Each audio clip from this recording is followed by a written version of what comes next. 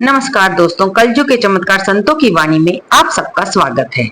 आज की वीडियो हमारी आ गई है माँ लक्ष्मी व्रत 2024 में कब है, जिसे कि हम गज लक्ष्मी व्रत भी कहते हैं। इसकी पूजन विधि क्या होगी और कौन सा ये व्रत ऐसा इतना खास महत्व रखता है कि जिसको कहने से हम लगता है कि दीपावली से पहले हमने माँ लक्ष्मी की पूजा कर ली है, जिससे हमारे पर सारा साल माँ लक्ष्मी की कृपा बनी रहेगी। तो आप सबका मेरे चैनल पर स्वागत है। आप मेरी वीडियो देखने के लिए अपना कीमती समय देते हैं, इसके लिए आपका बहुत बहुत धन्यवाद। आपके सहयोग से मेरा चैनल दिन ब दिन आगे बढ़ रहा है। आपका एक एक लाइक, एक एक कमेंट हमारा मनोबल बढ़ाता है। इसी तरह हमें प्यार देते रहिए, हमारे साथ बने रहिए। और चलिए चलते हैं अपने विषय की ओर। हम जो आपको ये महालक्ष्मी व्रत के बारे में बताने जा रहे हैं दोस्तों, ये इस बार 24 सितंबर दिन मंगलवार को रखा जाएगा। कहीं पर इसे 16 धागों वाला महालक्ष्मी व्रत कहा जाता है, कहीं पर इसे गज लक्ष्मी व्रत कहा जाता है। तो दोस्तों, अगर आपके घर में ये व्रत रखा जाता है तो आप भी इस व्रत को अवश्य रखें।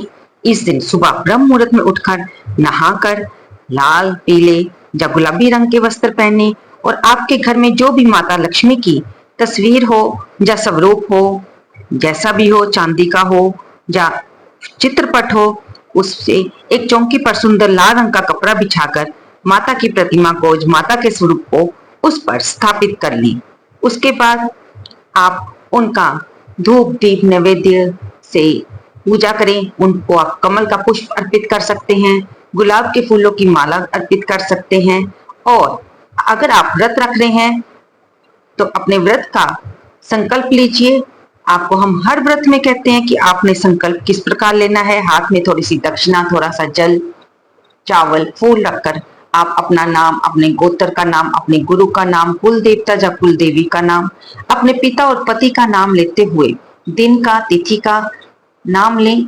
और उसके बाद जहां पर, जिस जगह पर, शहर में, देश में आप रहते हैं, वो नाम लेते हुए भगवान से प्रार्थना करें, माता रानी से प्रार्थना करें कि आप ये माँ लक्ष्मी का व्रत रखने जा रहे हैं, जिसे प्रभु निर्विघ्न पूरा करें और आपके बच्चों को सुख शांति दें, आपके घर में सुख समृद्धि बनी रहे, माता लक्ष्मी की अपार कृपा बरसती रहे, आपके घर में कभी भी धन धान्य की कमी ना हो। इसे 16 दिनों का व्रत क्यों कहा जाता है? इसके पीछे ये बात यह है कि कुछ परिवारों में, कुछ लोगों में ये व्रत भादो मास के शुक्ल पक्ष की अष्टमी यानी कि राधा अष्टमी से शुरू होता है। इस व्रत का संकल्प लिया जाता है, जिसमें लोग सिर्फ दिन में एक बार सात्विक भोजन करते हैं। इस व्रत को जिस तरह से भी उनके परिवार के सदस्य रखते आए हैं, आप भी अपने परिवार के सदस्य, अपने पूर्वजों, अपने बड़े बुजुर्गों के हिसाब से, जैसा आपके घर में रीति रिवाज है, आप वैसे ही करें। नहीं तो लोग 16 दिनों का व्रत ना रखकर सिर्फ ये श्राद्ध पक्ष के 7वें या 8वें दिन व्रत रखते हैं और माता लक्ष्मी की पूजा करते हैं। आप संध्या के समय, शाम को माता महालक्ष्मी का पूजन अर्चन करके, माँ की कथा सुनकर, इस व्रत की जो कथा है, जो कि हम आपको आगे बताएंगे, सुनाएंगे, वो सुनकर आप माता की आरती करके तारों को या चंद्र देवता को अर्घ देकर आप भी भोजन पा सकते हैं। आपके परिवार में अगर तारों को देखकर भोजन करने का रिवाज है तो आप वैसे चलें। अगर चंद्रमा को देखने का रिवाज है और उसके बाद ये व्रत खोलने का रिवाज है तो आप उस तरह से अपने रीति रिवाजों, अपनी रस्मों का आदर करते हुए उन्हें निभाइए। माँ लक्ष्मी व्रत की पूजा विधि। माँ लक्ष्मी व्रत के 16 दिन प्रातःकाल जल्दी उठें, स्नान आदि करने के बाद शुद्ध कपड़े धारण करें, घर के मंदिर में एक चौकी लगाएं, चौकी के ऊपर कपड़ा बिछाएं, उसके ऊपर माता लक्ष्मी की मूर्ति या तस्वीर को स्थापित करें, माता को लाल चुनरी चढ़ाएं, फल, फूल, नारियल, सुपारी, चंदन, अक्षत देवी को अर्पित करें। इसके बाद उन्हें 16 श्रृंगार की सामग्री अर्पित करें। माता की मूर्ति के सामने एक कलश में जल भरकर रखें, कलश के ऊपर नारियल रखें, माता के सामने घी का दीपक जलाएं, हाथ जोड़कर व्रत का संकल्प लें और फिर इस व्रत से संबंधित कथा को पढ़ें या सुनें और अंत में देवी की आरती करके पूजा को समापन करें और शाम को तारे या फिर चंद्रमा को अर्घ्य देकर अपने व्रत का पारण करें। पापी से पापी मनुष्य भी और पुण्य आत्मा मनुष्य भी हमेशा ये चाहता है कि उसके ऊपर माँ लक्ष्मी की कृपा बनी रहे, इसलिए इस व्रत की बड़ी महिमा है। इस व्रत में क्या करना है। आपने प्रातःकालीन बेला में संकल्प ले लिया। आप चाहे तो गजलक्ष्मी हथिया, इसे हथिया भी कहा जाता है, बड़े सुंदर हथिया की हाथी की मूर्ति लाएं और उस पर माता महालक्ष्मी की प्रतिमा रखकर पूजन अर्चन करें। कुछ परिवारों में तो ये हाथी की मूर्ति के साथ पूजा जाता है और कुछ परिवारों में मिट्टी का घोड़ा लाकर जिसके ऊपर राजा बिठाया होता है, जो छतरी लिए होता है, उसको बिठाकर थाली में भोग रखकर माता महालक्ष्मी की पूजा की जाती है। मेरे परिवार में ऐसा ही होता है कि हम मिट्टी से बना हुआ घोड़ा लाते हैं और जो पूजा की थाली होती है उसमें रखकर हम शाम की कथा सुनते हैं और फिर तारों को अर्घ्य देकर अपने व्रत को खोलते हैं। हमारे परिवार में सरगी भी की जाती है सुबह उठकर। आपके परिवार में अगर इस व्रत में सरगी करने का रिवाज है तो आप उसे कर सकते हैं। ये जो पीले धागे होते हैं, आप अपने परिवार के सदस्यों के हिसाब से उतने ही धागे ब्राह्मण देवता से ले सकते हैं। सभी जो धागों में 16 गांठें लगी होती हैं। ये 16 गांठें इसलिए लगाई जाती है कि ये 16 दिवसीय व्रत रहता है। माता लक्ष्मी के इस व्रत की कथा की पुस्तकें भी बाजार में मिलती हैं। अगर आपके पास है तो अति उत्तम, आप उसमें से पढ़कर माता की कथा को अपने परिवार के सदस्यों को भी सुनाइए। अपने सामने घी की ज्योत अवश्य जगा लें। और अगर नहीं है तो आप हमारे इस वीडियो चैनल पर इस वीडियो को चलाकर इस कथा को सुन सकते हैं। आप सभी जानते हैं कि माता लक्ष्मी को चंचल स्वभाव का कहा गया है। वे आती भी हैं, रुक नहीं पाती और चली जाती हैं।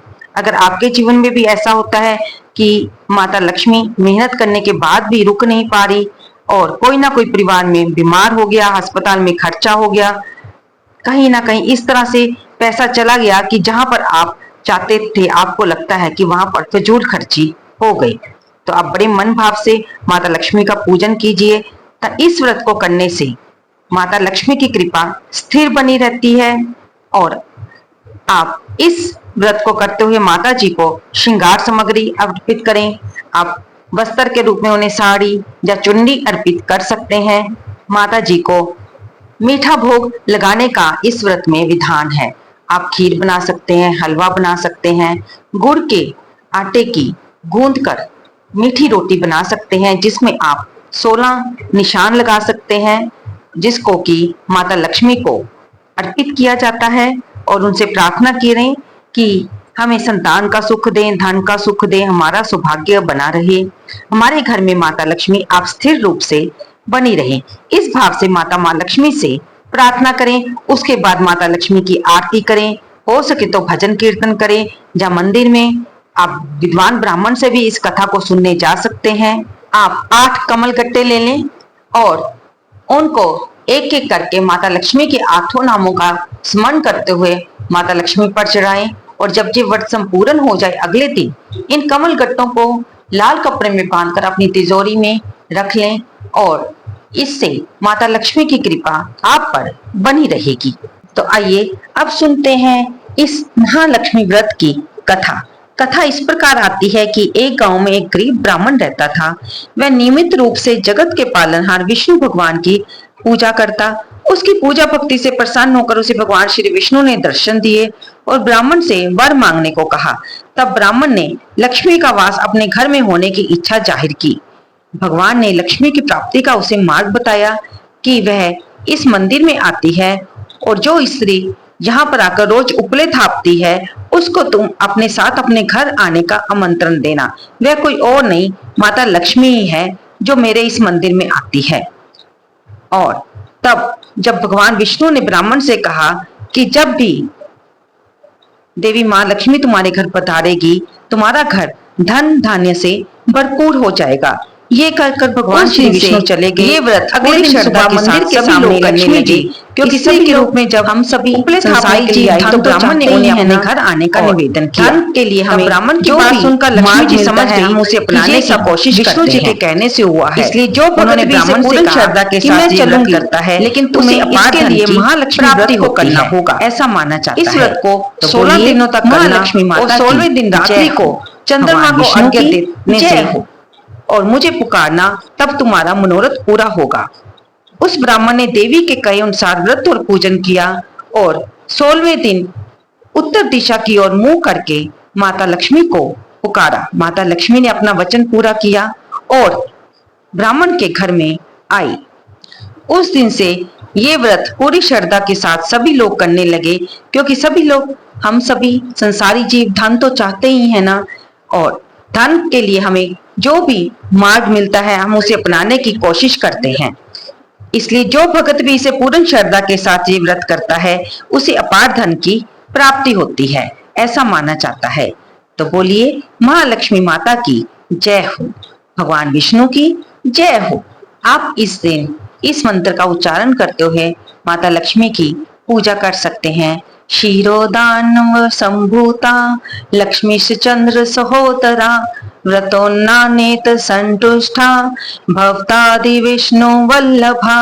अर्थात क्षीर सागर से प्रकट हुई लक्ष्मी, चंद्रमा की सहोदर, विष्णु वल्लभा मेरे द्वारा किए गए इस व्रत से संतुष्ट हों। इस व्रत की एक और कथा भी आती है कि माँ लक्ष्मी व्रत पुरानी काल से मनाया जा रहा है। शास्त्रानुसार महाभारत काल में जब महालक्ष्मी पर्व आया, उस समय हस्तिनापुर की महारानी गांधारी ने देवी कुंती को छोड़कर नगर की सभी स्त्रियों को पूजन का निमंत्रण दिया। गांधारी के 100 कौरव पुत्रों ने बहुत सी मिट्टी लाकर सुंदर हाथी बनाया व उसे महल के मध्य स्थापित किया। जब सभी स्त्रियां पूजन हेतु गांधारी के महल में जाने लगी, इस पर देवी कुंती बड़ी उदास हो गई। इस पर अर्जुन ने कुंती से कहा, हे माता, आप लक्ष्मी पूजन की तैयारी करें, मैं आपके लिए जीवित हाथी लाता हूँ। अर्जुन अपने पिता इंद्र से स्वर्गलोक जाकर ऐरावत हाथी ले आए। कुंती ने सप्रेम पूजन किया। जब गांधारी व कौरवों सहित सभी ने सुना कि कुंती के यहाँ स्वयं ऐरावत आए हैं, तो सभी ने कुंती से क्षमा मांगकर गज लक्ष्मी के ऐरावत का पूजन किया। इसलिए इसे गज लक्ष्मी व्रत भी कहा जाता है। शास्त्रानुसार इस व्रत पर महालक्ष्मी को 16 पकवानों का भोग लगाया जाता है। 16 बोल की कथा 16 बार कही जाने का विधान है। कथा के बाद चावल या गेहूं छोड़े जाते हैं। 16 बोल की कथा इस तरह है। अमोती दमोती रान रानी, कोल्ला पर ऊंचो सो पर पाटन गांव, जहां के राजा मगर सेन दमयंती रानी, कहे कहानी सुनो हो माँ लक्ष्मी देवी रानी, हमसे कहे तुमसे सुने 16 बोल की कहानी। दोस्तों, अब वो कथा सुनिए जो कि भगवान श्री कृष्ण ने राजा युधिष्ठिर को सुनाई थी, जो कि राजा मंगलसेन और उनकी रानियां चिल देवी और चोल देवी के नाम से ये कथा प्रचलित है। एक समय धर्मराज युधिष्ठिर भगवान श्री कृष्ण से बोले, हे पुरुषोत्तम, खोए हुए मान सम्मान की प्राप्ति के लिए और पुत्र आजू सर्वेश्वर तथा मनवांछित फल को देने वाला कोई वृतांत मुझसे कहिए। श्री कृष्ण जी युधिष्ठिर से बोले, हे राजन, सतयुग में प्रारंभ में जब दैत्यराज वृत्तासुर ने देवताओं के स्वर्ग लोक में प्रवेश किया था, तब यही प्रश्न इंद्र ने नारद मुनि से किया था। इंद्र के पूछने पर नारद ने तब इस प्रकार का वर्णन किया। पूर्व काल में पुरंदरपुर नाम का एक अत्यंत रमणीक नगर था। वह नगर अर्थ, धर्म, काम और मोक्ष, इन चारों पुरुषार्थों से युक्त होने के कारण संसार भर में प्रसिद्ध था। उसमें मंगलसेन नाम का एक राजा राज्य करता था। उसकी चिल देवी और चोल देवी नामक रूपवती रानियां थी।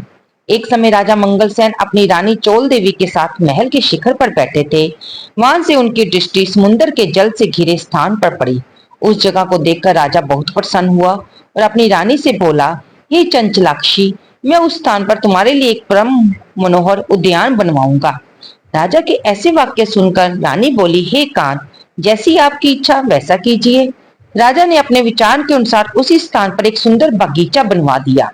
वह बगीचा थोड़े दिनों में अनेक वृक्ष, लता, फूलों और पक्षियों से संपन्न हो गया। एक समय उस उद्यान में मेघ तुल्य काला और वरण चंचल नेत्रों से युक्त शुकर घुस आया। उसने आकर वृक्षों को तोड़ डाला, उद्यान को चौपट कर डाला। यही नहीं, उस शुकर ने बगीचे के कई रखवालों को मार डाला। तब उद्यान के रक्षक भयभीत होकर राजा के पास गए और सब हाल सुनाया। राजा के नेत्र सारी बात को सुनकर क्रोध से लाल हो गए। राजा ने अपनी सेना को आज्ञा दी कि शीघ्र जाकर उस शुकर को मार डालो। यही नहीं, राजा स्वयं मतवाले हाथी पर सवार होकर उद्यान की ओर चल पड़ा। तब राजा ने वहां पर देखा कि यदि किसी की बगल से ये शुकर निकल गया तो मैं उस सिपाही का सर शत्रु की भांति काट डालूंगा। राजा के ऐसे वचन सुनकर वह शुकर जिस भाग में राजा खड़ा था उसी मार्ग से मनुष्यों को विदीन करता हुआ निकल गया। राजा अपने हाथी को मारता ही रह गया। राजा लज्जित होकर उस शुकर का पीछा करते हुए सिंह बाघों से युक्त घोर वन में जा निकला। शुकर से मुठभेड़ हुई। राजा ने अपने बाणों से उसे भेद दिया।